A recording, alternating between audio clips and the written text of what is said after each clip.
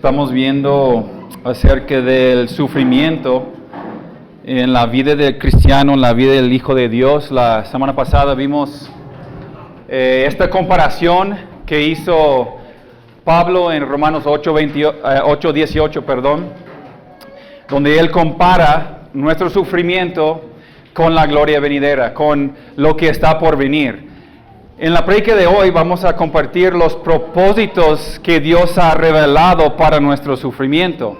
Entonces es un hecho que vamos a sufrir, pero ahora queremos ver algunos propósitos que Dios puede tener, cómo Dios quiere usar el sufrimiento para nuestro bien y para su gloria, porque ese es un propósito que tiene para nosotros.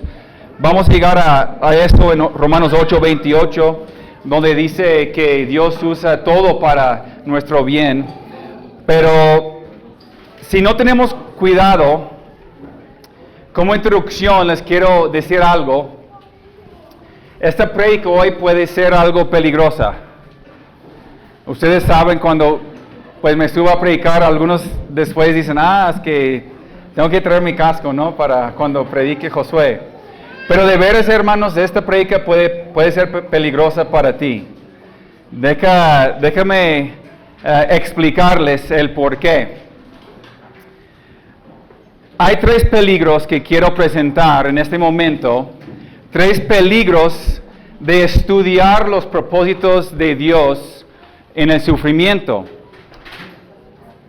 El primer peligro es que podríamos llegar a pensar que Dios nos debe una explicación siempre. ¿Sí? Cuando sugiero que Dios ha revelado sus propósitos para nuestro sufrimiento, podrías pensar fácilmente que siempre deberías entender los propósitos de Dios para tu sufrimiento, o que Dios te debe una explicación en cada detalle, en cada momento de tu vida cristiana cuando estás pasando por algo. ¿Cuántas veces has dicho tú o has escuchado a alguien decir, pues cuando está pasando por una aflicción o un sufrimiento, una tribulación o algo, que ha dicho, simplemente no entiendo por qué Dios permite que esto me sucediera?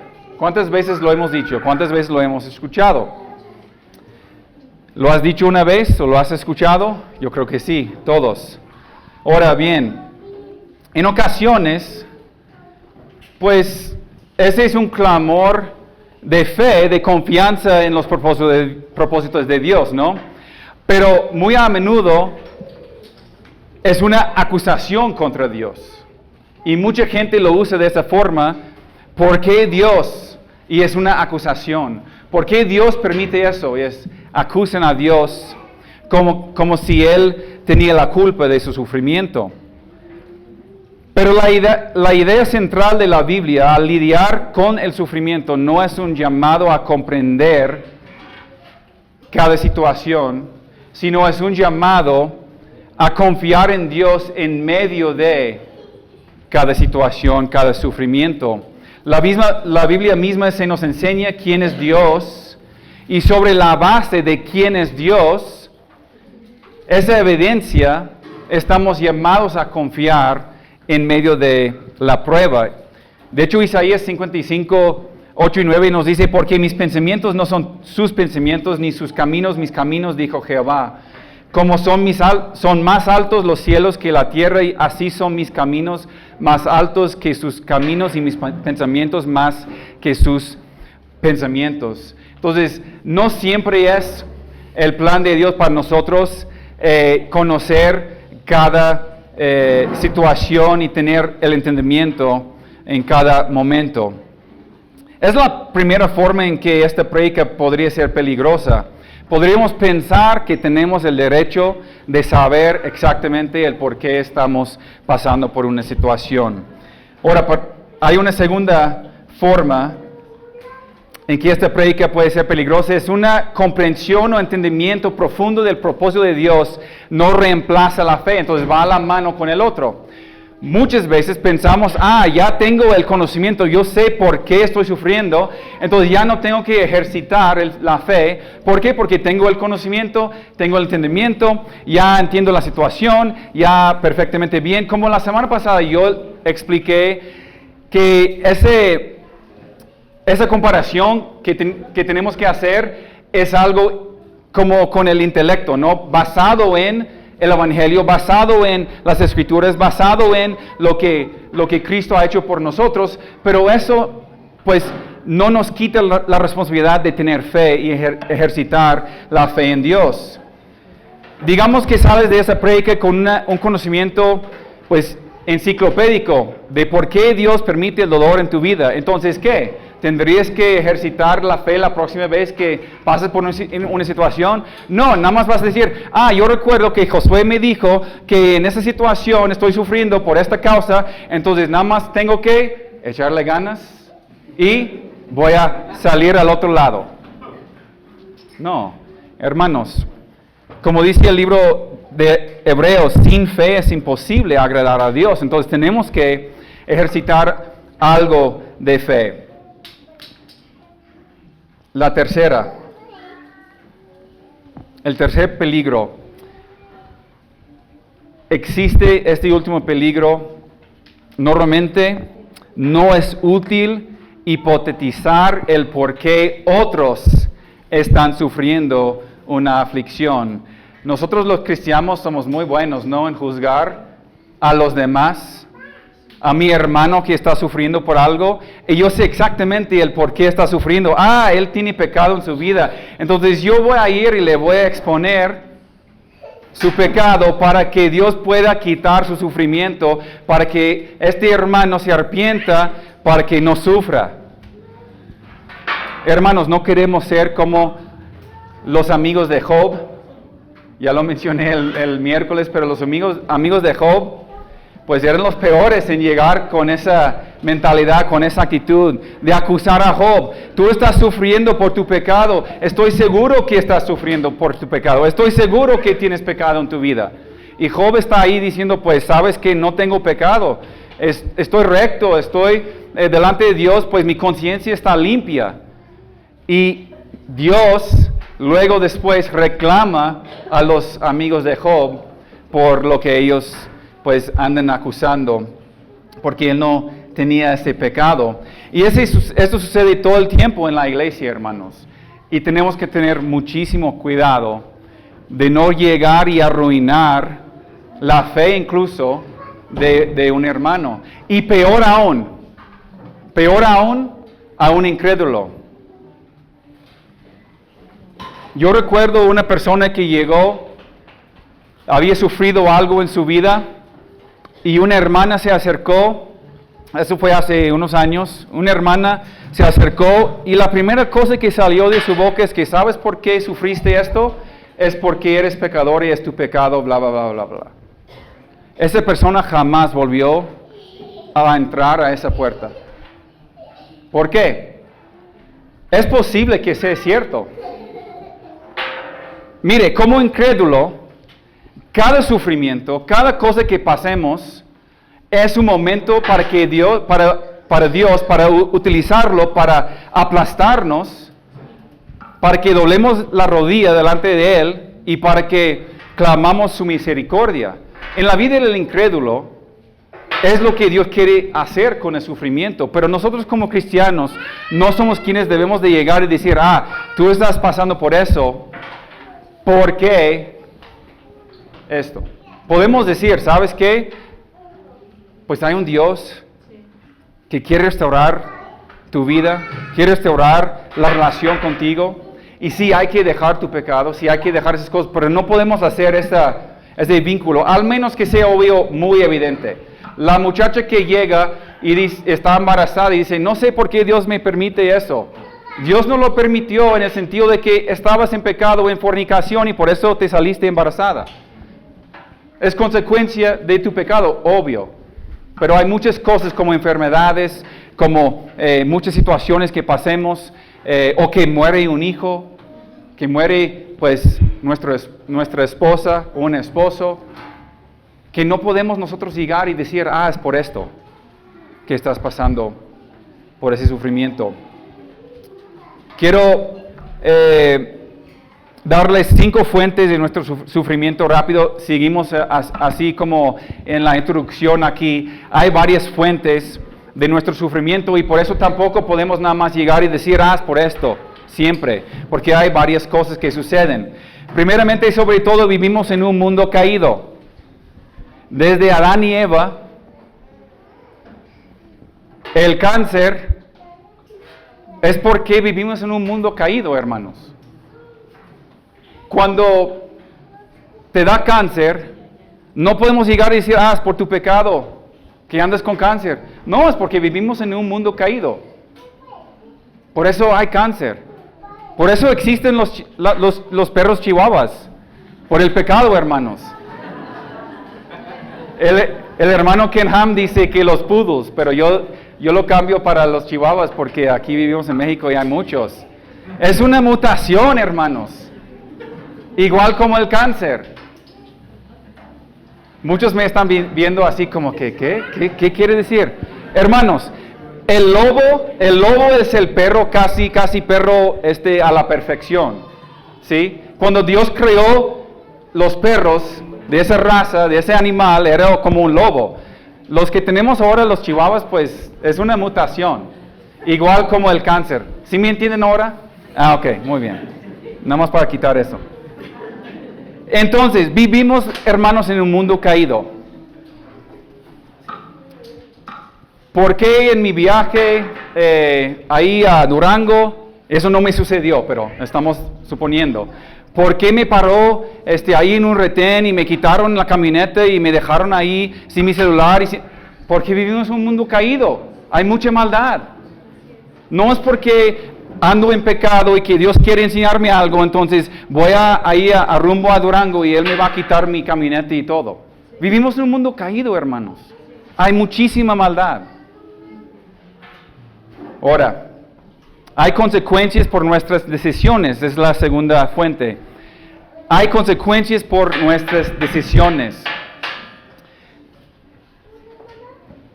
Fíjense, no dice por nuestros pecados. Dice por nuestras decisiones. ¿Por qué? Podemos tomar buenas decisiones o malas decisiones y puede haber consecuencias. Hay cosas que hacemos cada día que no sean pecados, pero de todas formas hay consecuencias. Por ejemplo, yo me levanto todas las mañanas y hago ejercicio. Yo procuro comer saludable. Yo procuro jamás tener que irme al doctor y médico por ser sobrepeso o por tener problemas de mi salud física en cuanto me depende de mí. Desde una edad de 2 años no empecé a tomar coca todos los días de mi vida. No andaba comiendo chicharrones, ni pan, como los albañiles, con su coca cada mañana. ¿Es pecado tomar coca? No. ¿Es pecado comer chicharrón? Jamás. Está rico.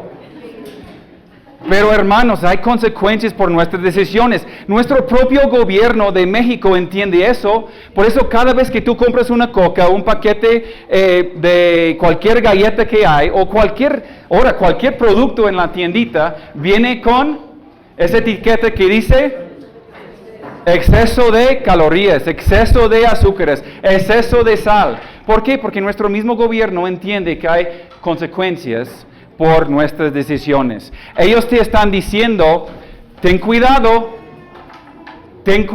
con la coca. ¿Por qué? Porque México es el país más obeso del mundo. Porque es el país con la índice de más diabetes en todo el mundo.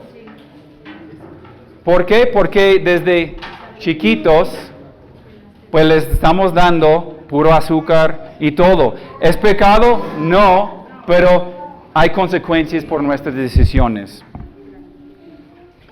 La tercera fuente, hay consecuencias por nuestro pecado. Ahora estamos hablando del pecado, ¿sí? Ahora estamos hablando de consecuencias naturales pero que son consecuencias del pecado que hacemos nosotros. Acabo de mencionar la muchacha que sale embarazada, es una consecuencia natural de su pecado de fornicación. Y no podemos decir que no es, ¿sí? Es porque estamos viviendo en pecado y ahí pues vamos a sufrir esas consecuencias. Si yo miento a mi patrón o yo le robo y me despide, yo no puedo decir, ay, ¿por qué Dios estoy sufriendo? Es una consecuencia directa de mi pecado, ¿sí?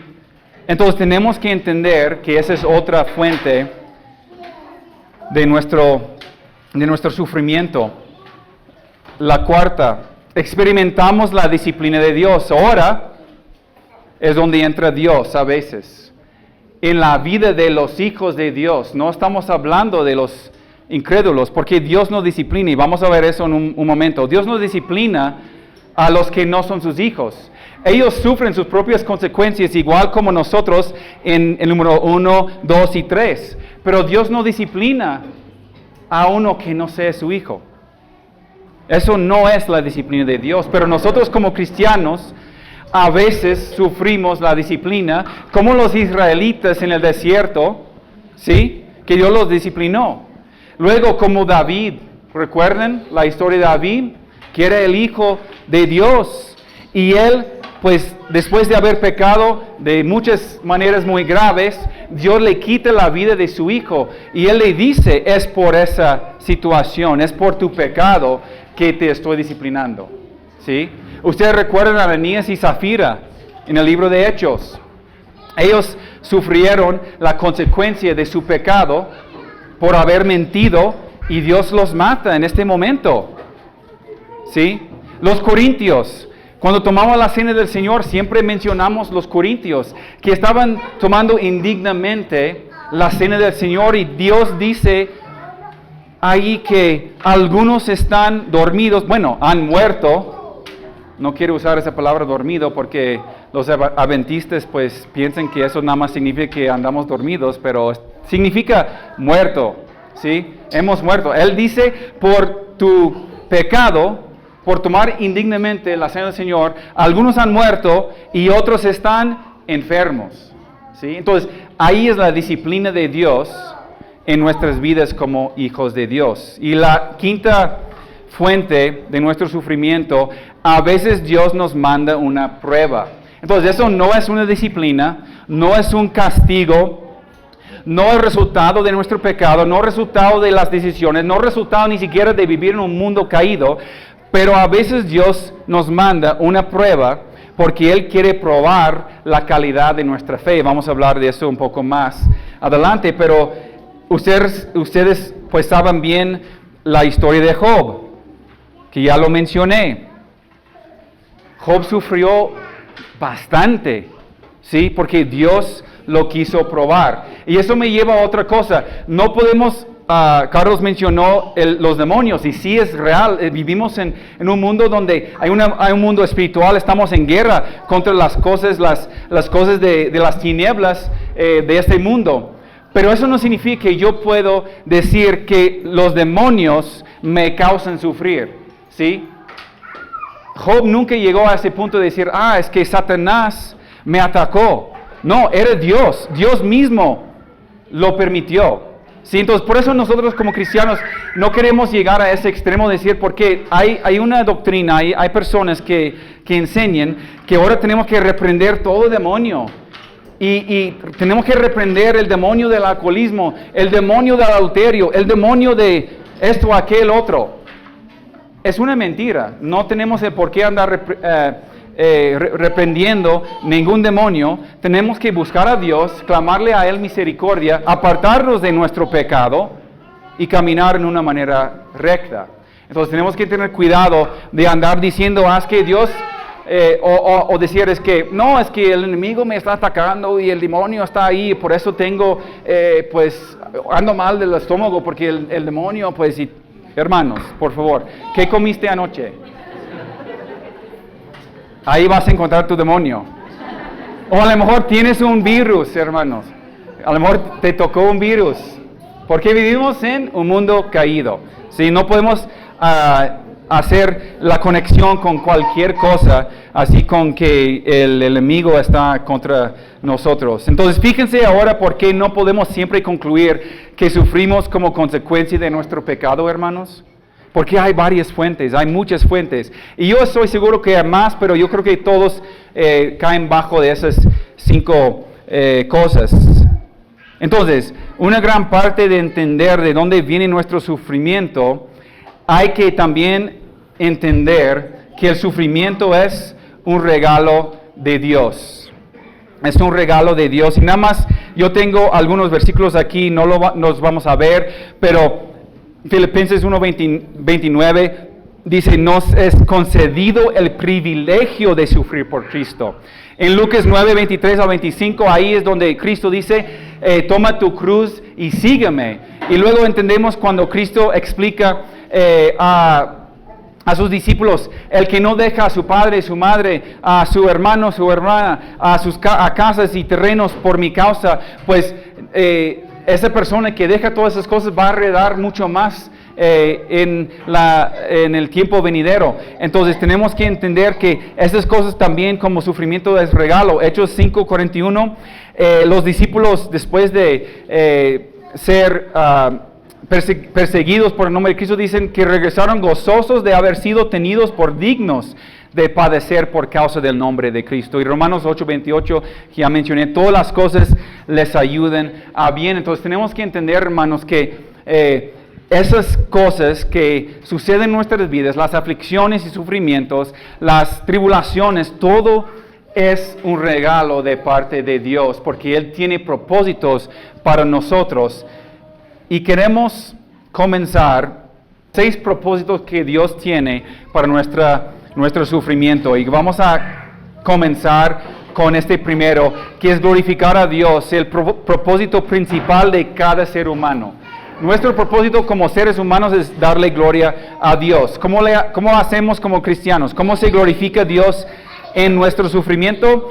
Cuando todas las aparentes ventajas de seguir a Cristo desaparecen y todo lo que queda es la promesa de la persecución, sufrimiento, aflicción, y aún así el cristiano escoge a Cristo, entonces Dios es glorificado.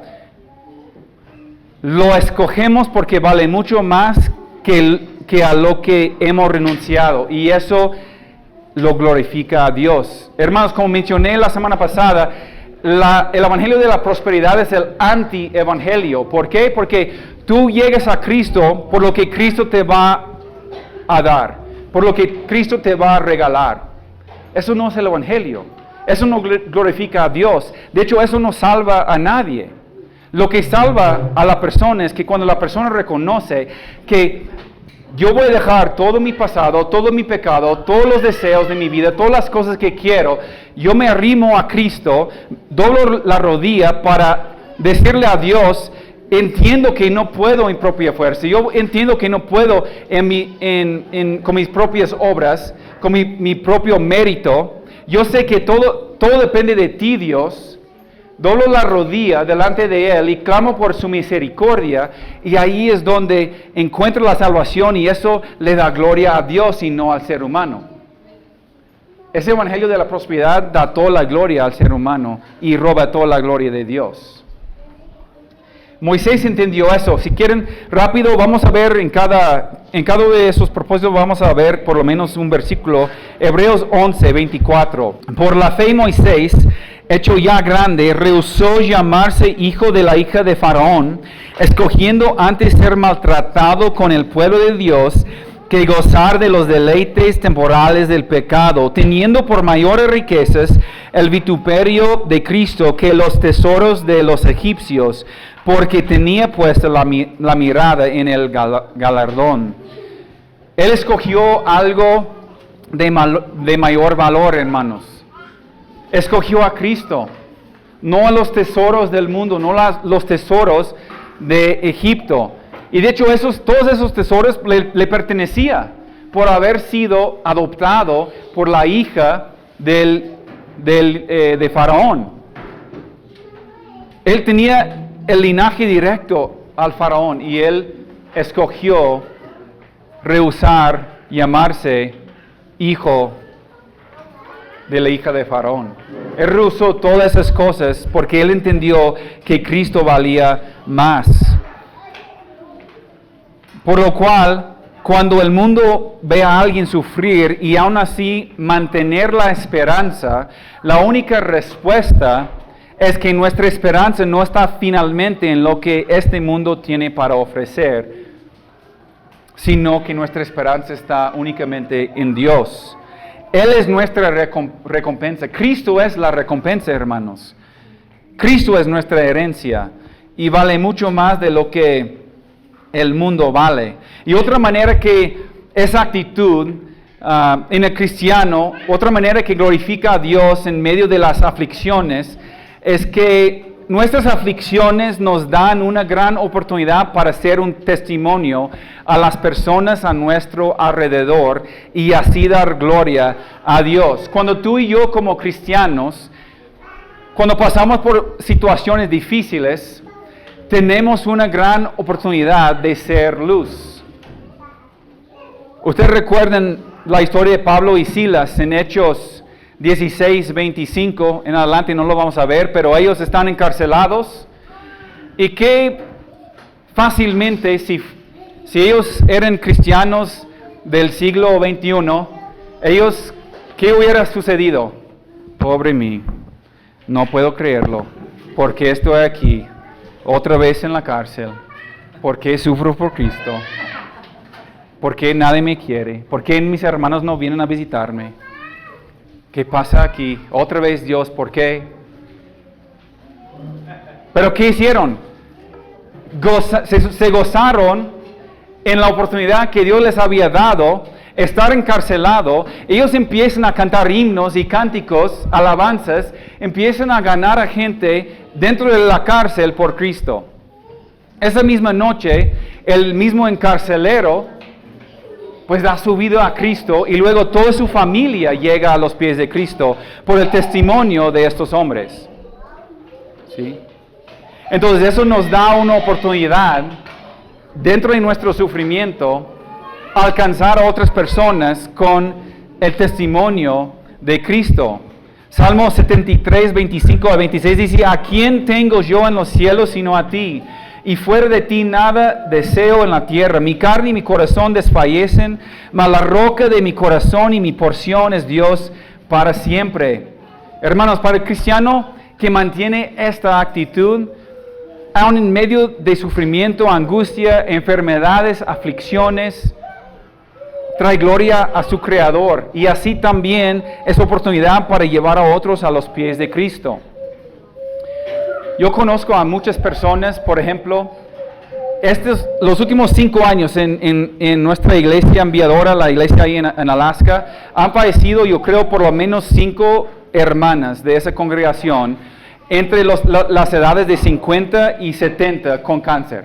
Y con cáncer así de algo muy difícil, que padecieron 1 año, 2 años, 3 años sufriendo muchísimo.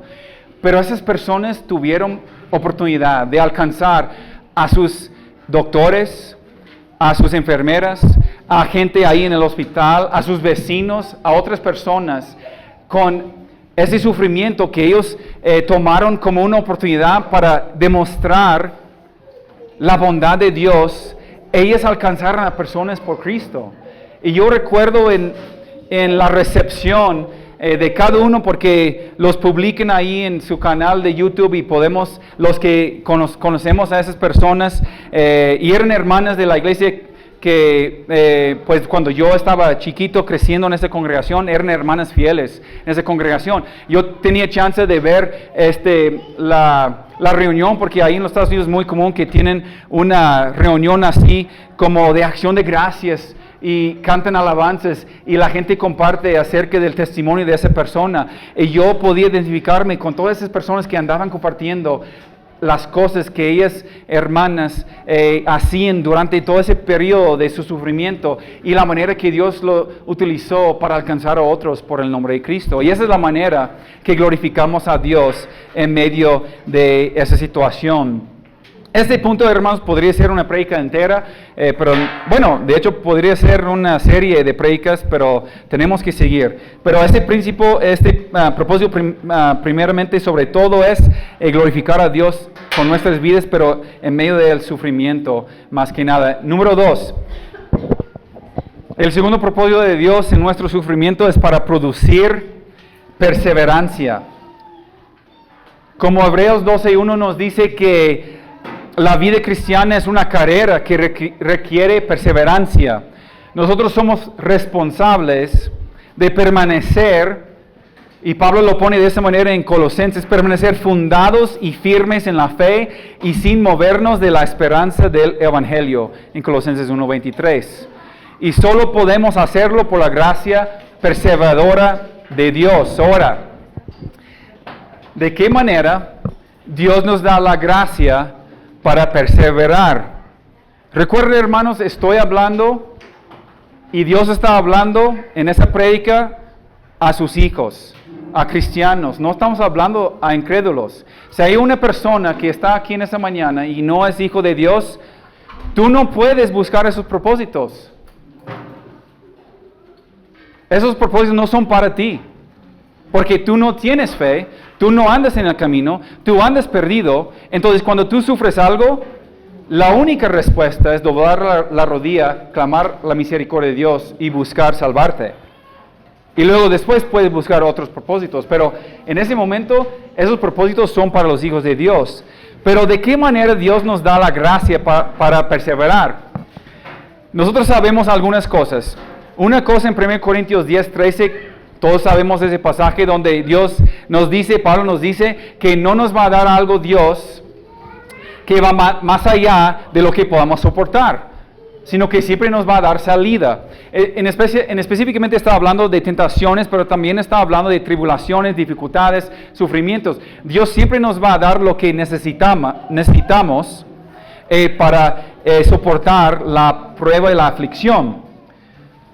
Pero ¿alguna vez has considerado que la manera normal en que Dios pues nos da la gracia para soportar esa aflicción o el sufrimiento o la tribulación o cualquier situación no es enviar algún poder místico a nuestra vida para poder soportarlo? Eso es lo que muchos cristianos están esperando. Están esperando que Dios pues revela algo y que Él cae del cielo y les llena de algún poder para poder sobrellevar ese sufrimiento. Pero ¿qué tal si Dios no lo va a hacer de esa manera? ¿Qué tal si eso no es la manera que Dios usa normalmente para fortalecernos en esas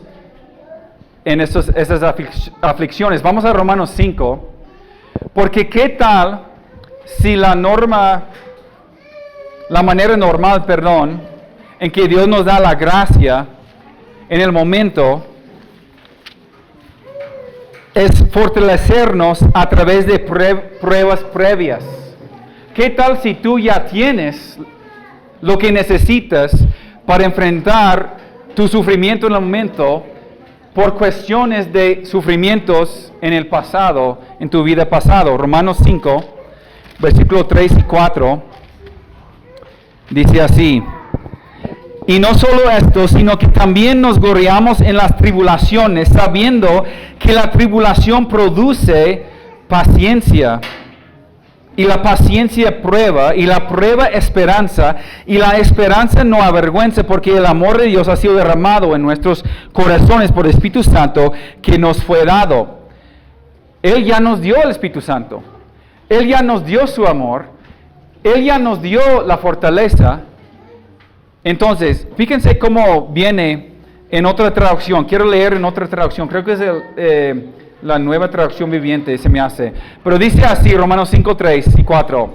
También nos alegramos al enfrentar pruebas y dificultades, porque sabemos que nos ayudan a desarrollar resistencia, y la resistencia desarrolla firmeza de carácter, y el carácter fortalece nuestra esperanza segura de salvación. Hermanos, esa prueba que experimentarás dentro de un año, quizá la dificultad de lo que estás sufriendo hoy es la manera que Dios te va a ayudar en ese momento, en esa futura prueba. Entonces, ¿tú estás sufriendo algo ahora? ¿Por qué nos preocupamos por lo que vamos a sufrir en un año? No tiene ningún sentido. ¿Por qué decimos, ay, no sé si voy a poder, ¿qué tal si eso sucede? ¿Qué tal sucedió eso? ¿Qué tal si mi hijo, le da diagnóstico de cáncer? Ni siquiera hemos ido a la cita del médico y estamos pensando de que el doctor va a decir que mi hijo tiene cáncer y estoy pensando en un año. ¿Qué voy a hacer? No tiene lógica, hermanos. Pero ¿qué tal si Dios en este momento, en esta situación, sufrimiento leve, como nos mencionó la semana pasada Pablo, esa tribulación momentánea, ¿qué tal si Dios te está dando lo que necesitas para algún futuro sufrimiento? Dice aquí, Dios en esta leve tribulación momentánea está preparándote, está desarrollando en ti la resistencia, la perseverancia, la firmeza de carácter para poder enfrentar las aflicciones futuras y llegar a la meta final. Rápidamente, Santiago 1. Santiago 1.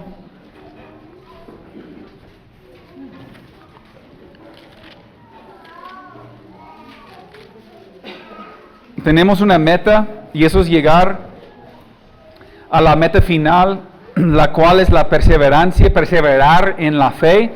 Santiago 1, versículo 2 dice, hermanos míos, tened por sumo gozo cuando os halléis en diversas pruebas, sabiendo que la prueba de vuestra fe produce paciencia, mas tenga la paciencia su obra completa, para que seáis perfectos y cabales sin que os falte cosa alguna. Y versículo 12, bienaventurado el varón que soporta la tentación o la aflicción o el sufrimiento o la tribulación, porque cuando haya resistido la prueba, recibirá la corona de vida que Dios ha prometido a los que le amen. Necesitamos perseverancia, hermanos, para acabar esta carrera, para llegar al final, para permanecer firmes, y las pruebas es una de las principales formas en que Dios desarrolla nuestra perseverancia. Y ese propósito es vinculado con lo que sigue. Dios tiene como propósito probar la autenticidad de nuestra fe. El sufrimiento pone a prueba la autenticidad de nuestra fe. Da evidencia de si nuestra fe es una fe verdadera o falsa. Hebreos 12, hermanos. Porque aún no habéis resistido hasta la sangre, combatiendo contra el pecado. Y habéis ya olvidado la exhortación que como a hijos se os dirige, diciendo, ¿a quién se dirige la exhortación? A los hijos de Dios. Hijo mío, no menosprecies la disciplina del Señor, ni desmayes cuando eres reprendido por Él. Porque el Señor al que ama disciplina y azota a todo el que recibe por hijo. Luego él sigue diciendo, si soportáis la disciplina, Dios os trata como a hijos, porque ¿qué hijo es aquel a quien el Padre no disciplina? Pero si se os deja sin disciplina, de la cual todos han sido participantes, entonces sois bastardos y no hijos. Por otra parte, tuvimos a nuestros padres terrenales que nos disciplinaban y los venerábamos. ¿Por qué no obedeceremos mucho mejor al Padre de los Espíritus y viviremos? Hermanos, aquí viene ese principio. Si tú te quedas sin la disciplina de Dios es porque no eres hijo de Dios. Si tú puedes, y estamos hablando de la disciplina por estar pecando, por estar viviendo en pecado, tras pecado, tras pecado, tras pecado. Si Dios no te disciplina de una forma u otra, es porque no eres su hijo. Pablo usa una palabra muy, muy fuerte aquí. No lo voy a repetir, pero aquí dice, son ilegítimos, no son hijos. Entonces hay algunas personas que están aquí en este momento que viven sus vidas como ellos los quieren. Ellos están viviendo una vida desordenada. Ellos están viviendo en pecado y ¿saben qué? No pasa nada. ¿Por qué? Porque no eres hijo de Dios. Entonces Dios no te va a disciplinar. Tú has tenido chance tras chance, tras chance, tras chance de escuchar el Evangelio, llegar a los pies de Cristo y lo has rechazado vez tras vez, tras vez, tras vez. Y si eso eres tú, vuelvo a repetir, la única respuesta es doblar la rodilla delante de Dios, delante del Señor, arrepiéntete de tu pecado, de tu dureza de corazón, rinde cuentas con Dios, confiesa tu pecado, tu necesidad de Él, clamar la misericordia, confiar en el sacrificio de Cristo, ¿sí? Pero si tú no estás recibiendo nada de disciplina y andas en cualquier pecado que podemos nombrar, es porque no eres hijo de Dios. Es tan simple. Entonces, una señal de una verdadera conversión no es que hayamos hecho una oración o pasado al frente, o ni siquiera que hemos confesado a Cristo, o ni siquiera es que nos hemos bautizado. Una de las señales es que hayamos recibido la disciplina de Dios en algún momento en nuestra vida cuando estamos caminando en pecado, cuando andamos mal. Como ustedes saben, hay muchos falsos convertidos en las iglesias y el Nuevo Testamento está lleno de advertencias en cuanto a la falsa profesión. Una persona puede profesar ser cristiano porque es culturalmente aceptable, es una nueva forma de conocer amigos, o porque a lo mejor para agradar a sus padres. Sin embargo, esas personas a veces nunca hay conversión en ellos. Entonces ese sufrimiento pone a la prueba la genuinidad, la autenticidad de nuestra fe. Da evidencia de si nuestra fe es auténtica o no. 1 Pedro 1:6 dice, así que alégrense de verdad, les espera una alegría inmensa, aunque tienen que soportar muchas pruebas por un tiempo breve. Estas pruebas demuestran que su fe es auténtica, está siendo probada de la misma manera que el fuego prueba y purifica el oro. Aunque la fe de ustedes es mucho más preciosa que el mismo oro, entonces su fe, al permanecer firme en tantas pruebas, les traerá mucha alabanza, gloria y honra en el día que Jesucristo sea revelado a todo el mundo. Hermanos, Dios tiene como propósito para nosotros la prueba de nuestra fe. Y sabemos que muchos no califican. La gran mayoría que asisten a esas congregaciones donde enseñan la prosperidad, cuando viene una prueba difícil, mucha de esa gente se aparta de la fe y dice, yo no quiero saber nada de Dios. No quiero saber nada de Cristo porque Él no hizo lo que Él prometió. Pero no era Cristo que lo prometió, era un falso maestro, un falso pastor. Rápido, quiero recordarles del parábola del sembrador. Ustedes recuerdan, Mateo 13. Pero versículo 5, él sale y él está echando la semilla, él está echando el evangelio. Y él dice en versículo 5, parte cayó en pedregales donde no había mucha tierra y brotó pronto porque no tenía profundidad de tierra, pero salido al sol se quemó y porque no tenía raíz se secó. Y 7, y parte cayó entre espinos y los espinos crecieron y la ahogaron. Hermanos, ese sembrador está echando la semilla y está cayendo la semilla en varios tipos de terrenos, de tierra. Y luego Cristo da la explicación en el versículo 20. Él nos da una explicación de ese tipo de personas, porque esa parábola no tiene nada que ver con el terreno, no tiene nada que ver con una semilla, ni con maíz, ni con frijol, ni con nada. Tiene que ver con algo espiritual. Está hablando acerca de las personas cuando escuchan el mensaje del Evangelio. Y en versículo 20 él da la explicación.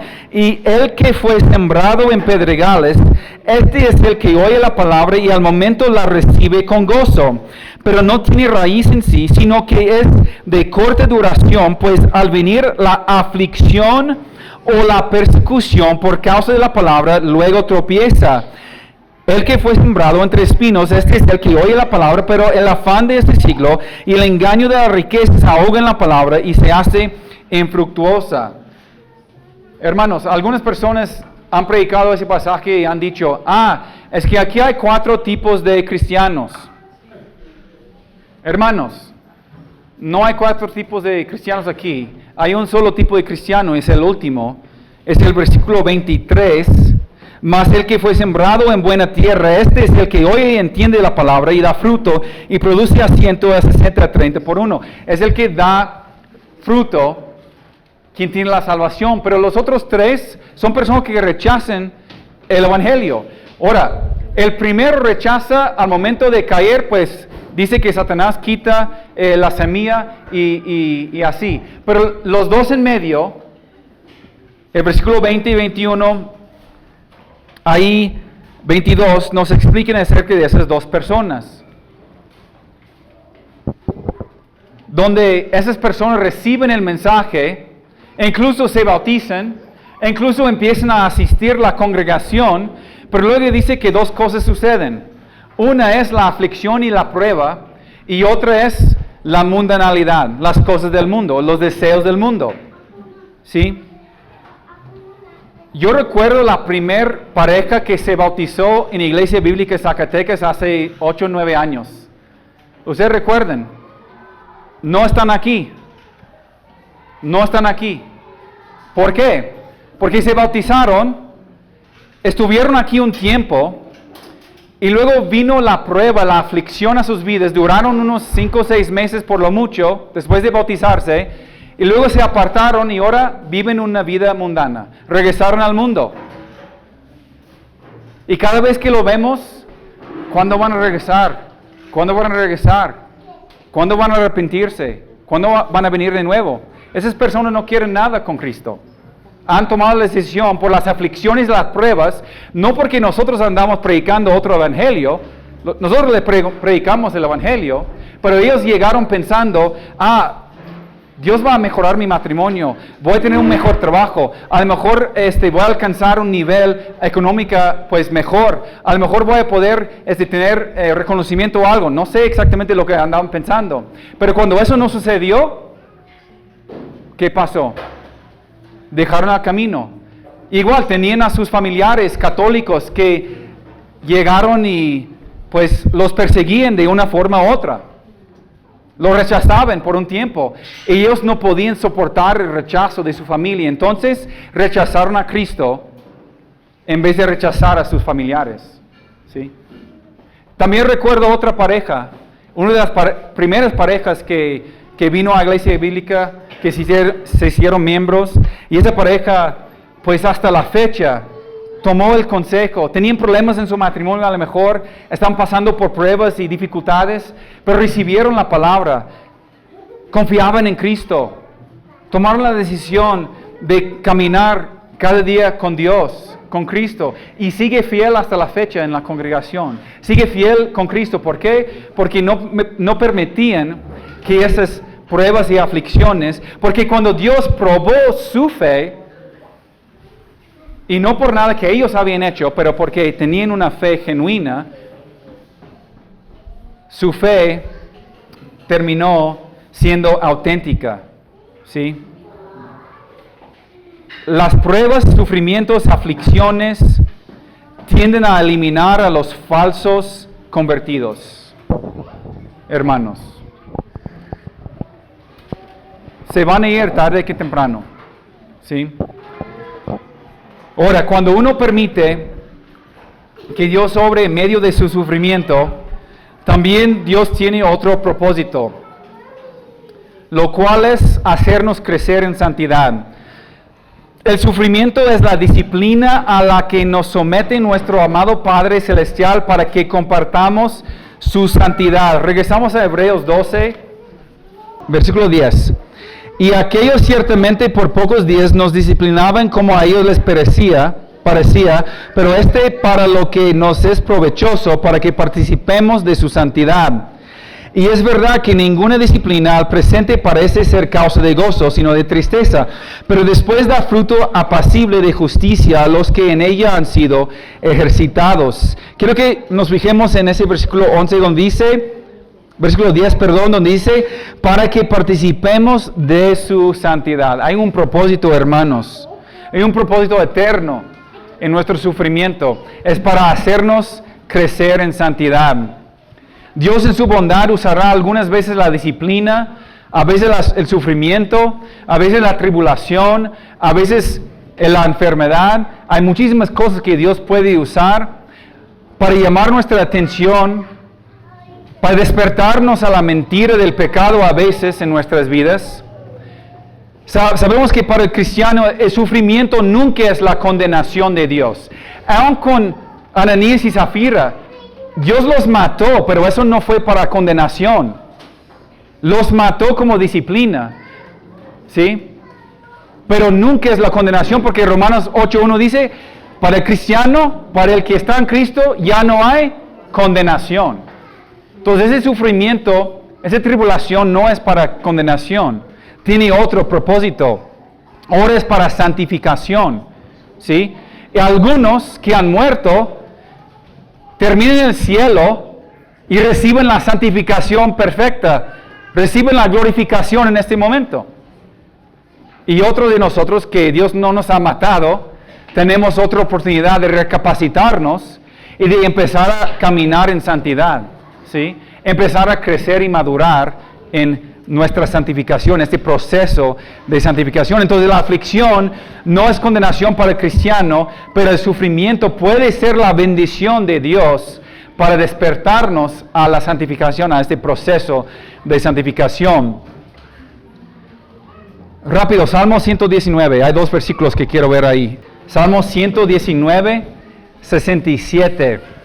Antes que fuera yo humillado, descarriado andaba, mas ahora guardo tu palabra. Y versículo 71, bueno me es haber sido humillado para que aprenda tus estatutos. Hermanos, ¿no es eso increíble? El sufrimiento es una de las maneras que podamos nosotros llegar a conocer la palabra mejor y conocer a Dios de la palabra. Es una de las maneras que podemos llegar a entender la Biblia.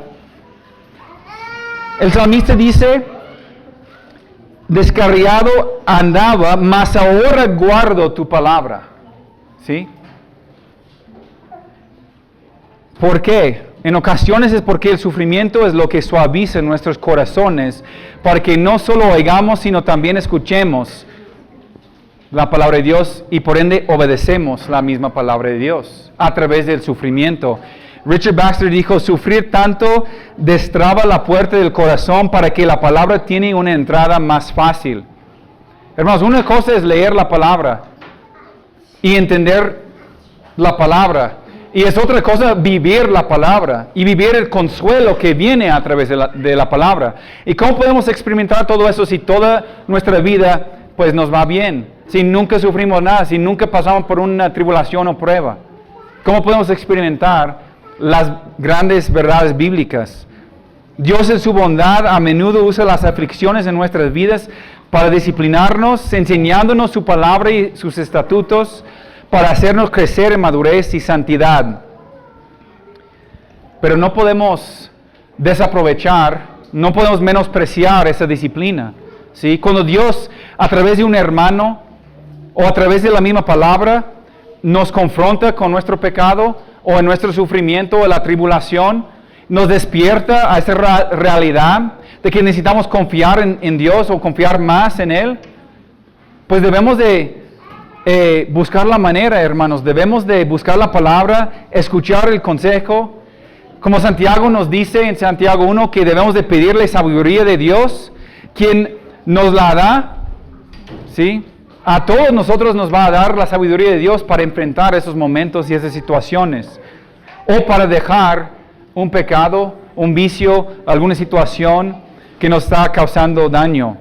Y eso nos lleva al quinto propósito de Dios para nuestro sufrimiento: librarnos de la autosuficiencia. El sufrimiento nos ayuda a dejar de enfocarnos en las cosas temporales de este mundo y nos ayuda a enfocarnos en las cosas eternas. Nos recuerda que no tenemos control de nada y nos ayuda a depender totalmente de Dios.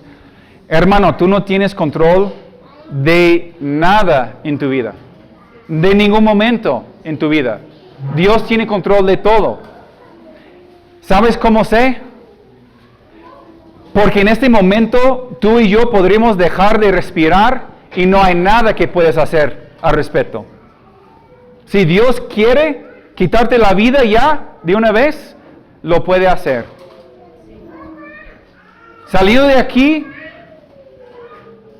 mañana entrando en la autopista, si Dios quisiera, poder traer a un camionero que anda desvelado, le puede aplastar así de sencillo.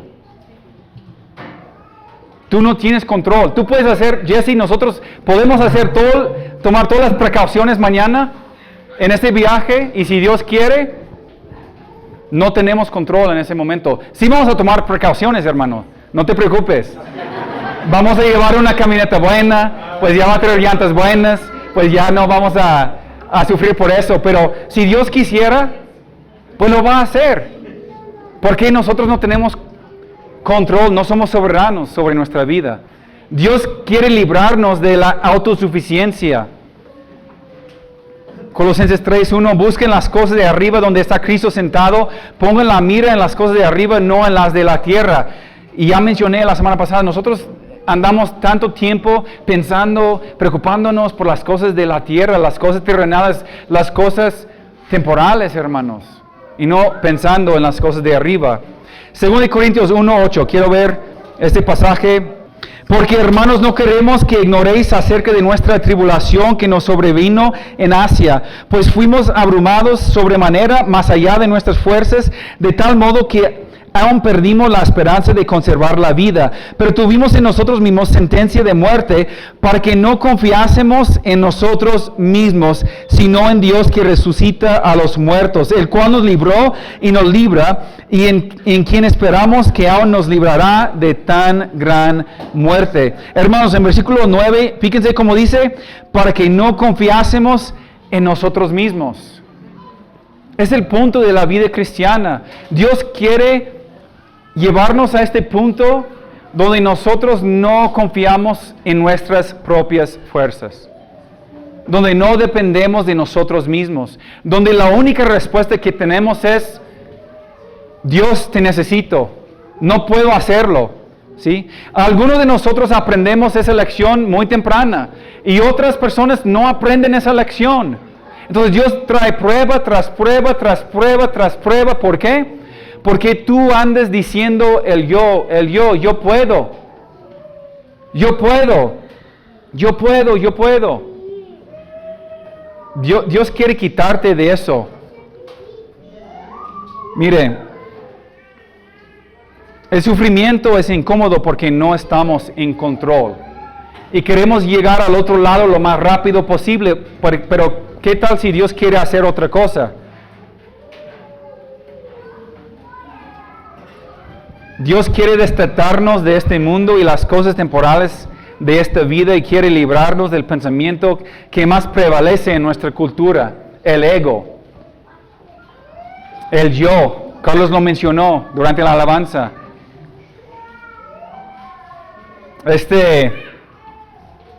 Yo puedo hacer todo. ¿Sí?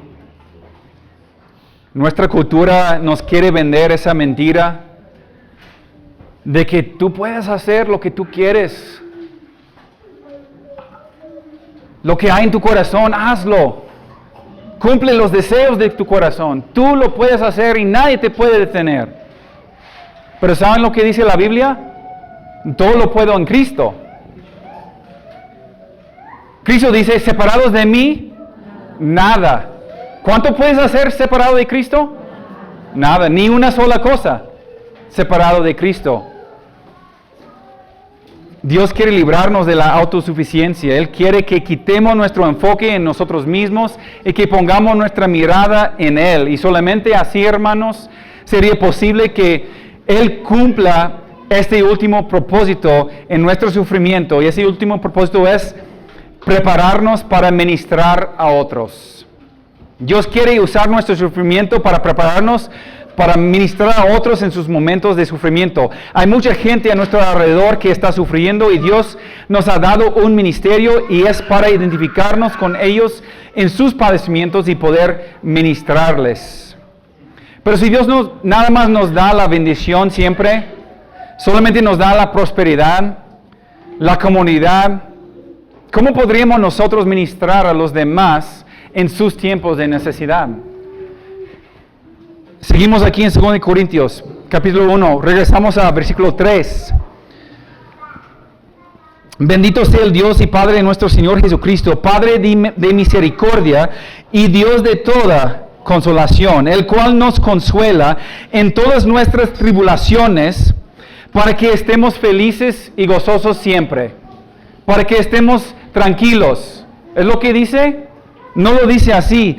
Él dice, el cual nos consuela en todas nuestras tribulaciones, para que podamos también nosotros consolar a los que están en cualquier tribulación, por medio de la consolación con que nosotros somos consolados por Dios, porque de la manera que abundan en nosotros las aflicciones de Cristo, así abunda también por el mismo Cristo nuestra consolación. Pero si somos atribulados es para vuestra consolación y salvación, o si somos consolados es para vuestra consolación y salvación, la cual se opera en el sufrir las mismas aflicciones que nosotros también padecemos. Y nuestra esperanza respecto de vosotros es firme, pues sabemos que así como sois compañeros en las aflicciones, también lo sois en la consolación. ¿No es eso increíble, hermanos? Lo que tú estás sufriendo en ese momento, o lo que has sufrido en el pasado, lo que has pasado en tu vida pasado o en el presente, Dios quiere usar esto en la vida, en el futuro, en la vida de algún hermano de la misma iglesia. Pero ¿qué sucede? Volvemos a lo mismo. Pobre mí, ¿por qué a mí siempre me sucede? ¿Qué está pasando? ¿Por qué Dios? No podemos dejar de mirar a nosotros mismos. Entonces, mujer, a la mujer aquí, lo mencioné el miércoles, creo que voy a volver a mencionarlo.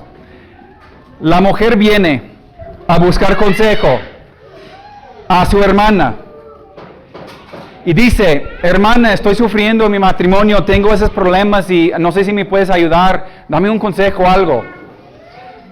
Siempre, bueno, no siempre, 99% del tiempo, si esta hermana está sufriendo, la hermana que debe de dar consejo, ¿qué sucede ahí? No, hermana, si tú crees que estás sufriendo, no, pues no sabes cómo sufro yo. Y da giro a la conversación y pone todo en sí misma para hablar de su situación tan fea, como ahí está sufriendo tanto. En vez de consolar, ¿cómo va a consolar a tu hermana? ¿Cómo vas a consolar a tu hermana diciendo eso? ¿Cómo va a terminar esa plática? Malagradecidas, quejándose, hablando mal de sus esposas. ¿Las dos van a ser edificadas con esa plática?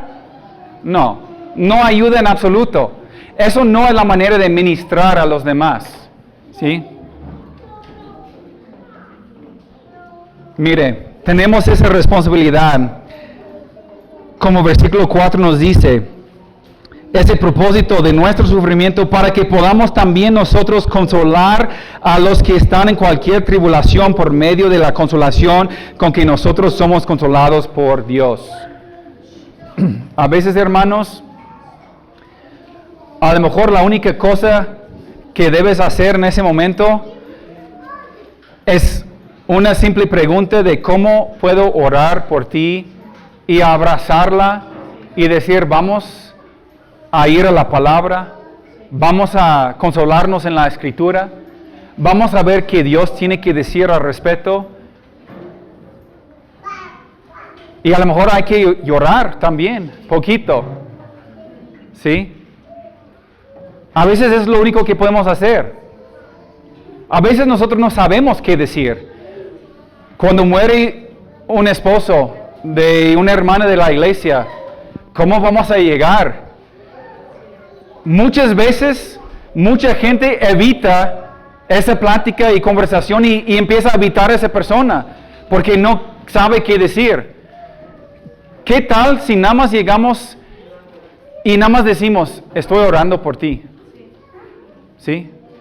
Deja darte un abrazo, hermana. Ni siquiera podemos decir, yo sé que estás sufriendo, al menos que hayas sufrido lo mismo. Pero si has sufrido lo mismo, ahí en esos momentos es el momento de que Dios puede utilizarte para ministrar a tu hermano o tu hermana. ¿Sí? ¿Sabes qué? Como la hermana que puede decir, no, pues ¿sabes qué? Perdí a mi hijo hace 5 años también, él falleció de esta manera. Entonces puedo compadecer con lo que estás sufriendo, hermana. ¿Sí? Y de esta manera podemos ministrar los unos a los otros. Hermanos, Dios tiene esos propósitos para nosotros. Ahora, quiero terminar con esa conclusión, con 2 pensamientos nada más, rápido, para terminar. Primeramente, sobre todo, esas 2 reflexiones para terminar. ¿Qué hacemos con esa prédica? Evite el peligro de necesitar entender tu sufrimiento. ¿Sí? Sí hay propósitos. Dios tiene propósitos para nosotros, pero evita el peligro de necesitar entender cada vez que pasa algo en tu vida. Primero, recuerda que tu falta de entendimiento no es de ninguna manera una razón para no confiar. Podemos confiar en Dios porque Él ha revelado quién es, no porque explique cada detalle de lo que está haciendo en nuestras vidas. Recuerden, la idea central de la Biblia es lidiar con el sufrimiento. No es un llamado a comprender cada situación, sino un llamado a confiar en Dios en medio del sufrimiento. ¿Sí?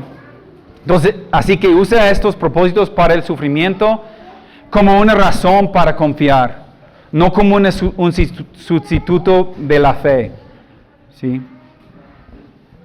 Tenemos que recordar y reconocer el bien que ha obrado Dios también a través del sufrimiento, y eso nos lleva a la segunda cosa aquí. Tenemos que alabar a Dios por la misericordia de la revelación. Mire, debemos de convertir nuestro sufrimiento en alabanza a Dios. Es lo que Dios quiere hacer. Él quiere recibir la gloria y la honra. ¿No es sorprendente lo mucho que Dios nos ha hablado acerca de cómo Él usa el sufrimiento? Nosotros nada más pasamos 1 hora hablando de los propósitos. Yo estoy seguro que podemos seguir otras 3, 4, 5 semanas hablando de las maneras que Dios utiliza el sufrimiento en nuestra vida. Pero Él tiene la habilidad para convertir lo peor en lo mejor, siempre y cuando lo permitimos. Él dice, Romanos 8:28, que Él quiere usar todo para nuestro bien. ¿Sí? Y lo va a hacer si lo permitimos. ¿Sí?